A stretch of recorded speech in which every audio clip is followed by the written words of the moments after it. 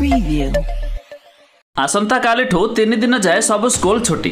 प्रबल ग्रीष्म प्रभाव पर स्कूल छुट्टी घोषणा कले राज्य सरकार। एने देखंतु सूचना और लोक संपर्क विभाग ट्वीट करी मध्य सूचना जारी करिछि।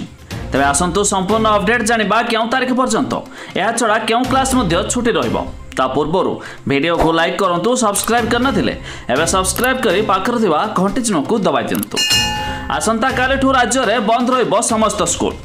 प्रबल ग्रीष्म प्रभाव को दृष्टि रखी राज्य सरकार आसंता कालीठू 3 दिन जाए समस्त सरकारी अनुदान प्राप्त एवं बेसरकारी विद्यालय गुड़िक बंद रखा निष्पत्ति नहीं। तेज राज्य सरकार निष्पत्ति अनुसार आसंता कालीठू अर्थात एप्रिल 18 रु 20 तारीख जाए स्कूल बंद रही। एने देखु नोटिफिकेशन जारी होइछि। तेज वर्तमान राज्य में प्रबल खरा होउछि।